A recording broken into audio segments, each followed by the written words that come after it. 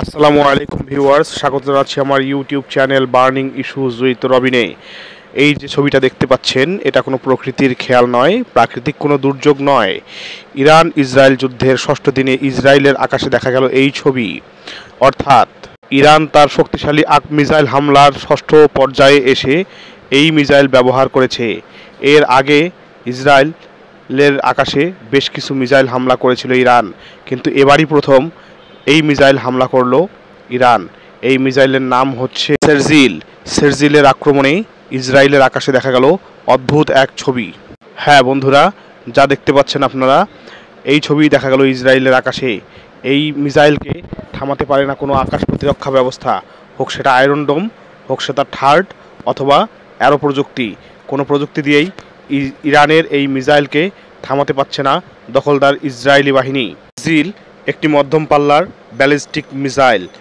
এই মিসাইলটি 700 কেজি বিস্ফোরক নিয়ে চলতে পারে এবং এর রেঞ্জ হচ্ছে 2000 কিলোমিটারেরও বেশি। এর আগে ইরান ফাত্তাহ 1 নামে হাইপারসনিক মিসাইল দিয়েও ইসরায়েলে হামলা করেছিল।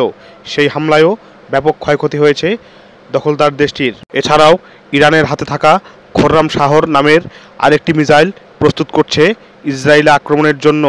তাছাড়াও আরেকটি মিসাইল কাশিম বশিরকে এর আগেই ইসরায়েলে পাঠানো হয়েছিল ব্যাপক ধ্বংসযজ্ঞের জন্য। ইরান ইসরায়েল সংঘাতের ষষ্ঠ দিনে 3টি সেরজিল মিসাইল ইসরায়েলে আক্রমণ করে এবং ব্যাপক ধ্বংসযজ্ঞ চালাতে সমর্থ হয়। এদিকে ইরানের রেভলিউশনারি গার্ড বাহিনী আইআরজিসি বলেছে, আমরা ইসরায়েলে 1 মিনিটের জন্য সাইরেন বাজা বন্ধ হতে দেব না। এরই লক্ষ্যে আইআরজিসি অর্থাৎ রেভলিউশনারি গার্ড কর্পস মুহুর্মুহু ড্রোন, ক্ষেপণাস্ত্র এবং মিসাইল হামলা চালিয়ে যাচ্ছে। এই ঘোষণার মধ্যেই ইসরায়েল পড়েছে আর এক বিপদে। তাদের ইন্টারসেপ্টরগুলো ধীরে ধীরে কমে আসছে এবং বলা হচ্ছে 12 দিনের মধ্যেই তাদের ইন্টারসেপ্টরগুলো সংকট তৈরি হবে। মতো অবস্থায় ইরানের নতুন নতুন ক্ষেপণাস্ত্র এবং ইসরায়েলের ইন্টারসেপ্টর সংকটে ইসরায়েলের আকাশ ইরানের পূর্ণ নিয়ন্ত্রণ চলে এসেছে বলে দাবি করেছে আইআরজিসি। উল্লেখ্য, গত শুক্রবার বিনা উস্কানিতে দখলদার রাষ্ট্র ইসরায়েল ইরানের উপর শুরু করে রাইজিং লায়ন নামের অপারেশন। প্রথম দিনের হামলায় তারা 200টি F-35 যুদ্ধবিমান নিয়ে হামলা করে ইরানের উপর। এর পাশাপাশি ছিল এই হামলায় আরও অংশ নেয় রিফুয়েলিং বিমান, গোয়েন্দা বিমান, ড্রোন, নজরদারি ড্রোন, জ্যামার সহ 300রও অধিক যুদ্ধবিমান।